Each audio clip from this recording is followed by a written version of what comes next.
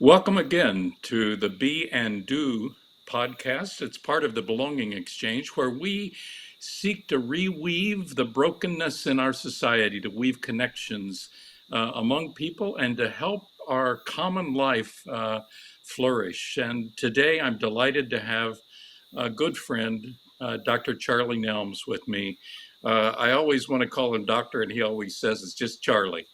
Charlie. But welcome, Charlie. Thank you. Good to be with you. Great to see you. We're living in interesting times, to say the least. Um, I'm afraid to read the newspaper. Yeah. Well, I tried not to read it too every day for sure, but it's all good. You have to stay informed. Yeah. Yeah, you do. Well, one of the interesting things as we come up to February 2025, and I'm aware that this is Black History Month, and it also is a time when it seems that a lot of what I just assumed was normal about learning about the past and correcting some of the misinformation that's out there Sure. is being challenged. I, I I'm not a real believer in just any language. So DEI, I know, has its problems, but it also represented something pretty significant in our nation. I'm wondering your thoughts about what's happening there. Well, first of all, I want to start on something very positive, and that is Oh, just go. to I'm sorry. no, to encourage people not to be discouraged. There you Okay, are. to encourage people not to be discouraged because we've been here before. Since 1619, we've been dealing with this same issue in some configuration or another. Okay. Um, uh, after the signing of the Emancipation Proclamation, and all of the years in between that in 1963, 64, okay, and then 63 to, 98, and then now. So don't be discouraged, okay? There's a way forward, and we must be that light to illuminate the path, okay? So I just want to say that. Um, Well, I know you. Arkansas was where you grew up, that is right, the heart of the Arkansas Delta, yeah. so you've seen a lot of change over the years. I certainly have. I've seen a lot of change, and thankfully, I've had an opportunity to be part of that change. And so that's why I'm encouraged, despite all of the turbulence. I'm still encouraged. Now it's harder to be encouraged some days than others. Okay, and these last 3 weeks have been very, very challenging in terms of encouragement. But I have to keep. I don't have the option of. I just don't have the option of being tired or discouraged continually. Right. Well, I didn't let the folks listening in who don't already know you, and I'll bet many of them do, know what an accomplished person you are. I'm chancellor at North Carolina Central University. You were chancellor at a couple of regional campuses here in Indiana University, and also a vice president. And I don't know how many vice presidencies you've had, but you are a leader in higher education. Uh, what are your thoughts about the future of education and how we might act in positive ways? Sure.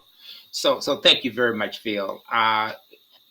First of all, I know firsthand that education is the engine of opportunity, and unless you're born wealthy in this country, okay, uh, you don't get a chance to enjoy the quality of life to which uh, many Americans aspire. And that's true for whether you come from a rural community, an urban community, whether you're black, white, gay, straight, whatever. Okay. I mean, education is that engine of opportunity. And so, growing up in the Deep South, I had an opportunity to avail myself of an education that not only transformed my life, but it transformed the lives of so many others with whom I've had an opportunity to work and come in contact with over the years. And despite all of the setbacks and the resegregation of American higher education, and the move to limit our efforts to pursue a more equitable America via education, um, um, it's just it's sort of a setback, if you will, a little bit. But we don't have to step back just because politicians and others are trying to push us back. Okay. And so it all depends on the footing that we have and the values that we hold and our willingness to remain and stay focused on those values. Okay.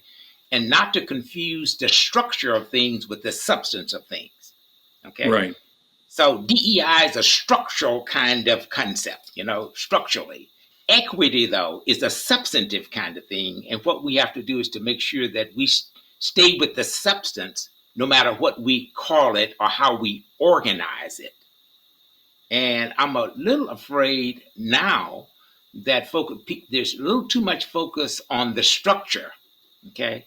And at a time when we need to recommit ourselves to the substance of the work. Because you see, we were pursuing a more equitable America, okay, long before the concept of DEI. DEI is only about 25 years old as a concept and as a construct. But we've been pursuing equity work in this country for a very long time. And fortunately, I've had an opportunity to be a beneficiary of that work and also to be a part of it. Your comments remind me of an article I read recently by Professor Shepley at Princeton, who has talked about the threat to democracy that she sees underway right now. But she says that's precisely the reason we should, one, stay engaged, Mhm. and number two, where we can, offer a little friction, a little different point of view from Yes, the predominant one. Does that make sure. sense to you? It makes perfect sense to me. Okay. I mean, I think this is the worst time to disengage. Okay. And I think part of our engagement has to be rooted in the history. Okay. That's why I feel so strongly about history. And just yesterday, I posted something saying that we don't need permission from white partisan politicians to celebrate Black history. We don't need permission to learn our history. Okay. Because we know before the advent of a public education for Black people in this country, there were these little rural schools that were affiliated with churches throughout the South. Julius Rosenwald, for example, the president and CEO of Sears Roebuck and Company, started over 5,300 small rural schools throughout the southern states. And I Wow. attended one of those Rosenwald schools. Okay. Wow. Yeah. But again, so what we need to do is to embed a knowledge has to be rooted in a historical understanding, not just in a contemporary celebration of contributions. Right. And you and I happen to both be United Methodists, but we have other backgrounds. But I Sure. was thinking as you were speaking, the United Methodist Church has just in the United States 120 institutions of higher education. I think there are nine HBCUs that are United, eight or nine that are United Methodist related. So this may be a time to be stepping up and supporting that work in new ways. Absolutely. In fact, there are 11 schools that are part of the Black College Fund, which is affiliated, of course, with United Methodist Church. And I've had the good fortune of working with many of those institutions via the United Negro College Fund and the Black College Fund. And so now's the time, I think, for us to invest much more in education, period. Okay. I mean, P16 education, not just higher education because that's going to be our pathway forward. Okay. And that is, I believe, that education. And I think there's an opportunity for HBCUs to play an even a more central role in terms of social mobility, economic opportunity, and the strengthening of democracy in this country. Wow. Okay. And I'm Wow. looking forward to continuing to be a part of that. Yeah.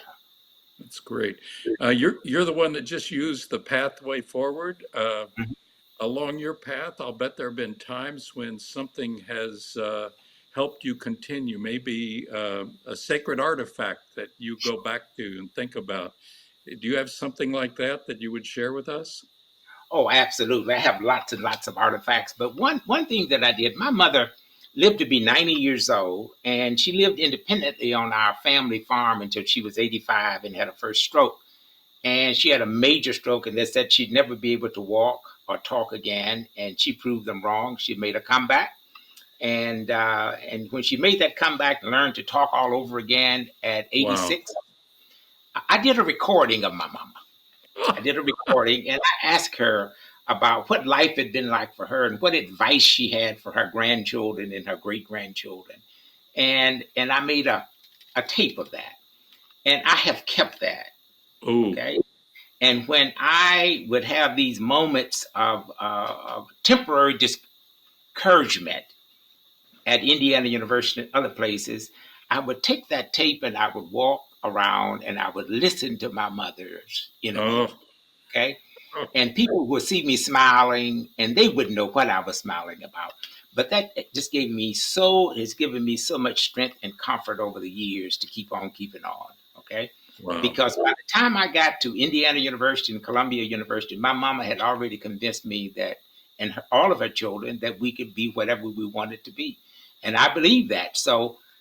Um, so I had that little moment of disappointment, discouragement, but my mama. Okay, so I just always kept that, and I played it for our son, and so. But anyway, that's one of the things. Yeah, yeah, Powerful, powerful story. yeah. Thank you, Dr. Charlie Nelms, for sharing with us today. We'll look forward to hearing from you again in the future. This is Philip Amerson with the Belonging Exchange. You can go online and simply type in Belonging Exchange and find the website and this recording and others. God bless. Thank you, Dr. Nelms. I kept the bowl of cotton on my desk. Okay, as a reminder of my upbringing, my having grown up on a farm in Arkansas, and I grew up picking and chopping cotton. Okay, at a time when uh, we only went to school when the cotton chopping and harvesting season was over. So I never attended public school more than 5 months in any year. Okay, because the school board was controlled by white landowners, and so the black school kids like myself, we only attended school when we finished chopping cotton and picking cotton. So my school never had a football team because we were never in school during the football season because we were harvesting the cotton crop. But I kept this bowl of cotton on my desk as a reminder, okay, of my life and how education transformed my life. But anyway, so that's one of the other artifacts that I kept on my desk for all of those years. Yeah.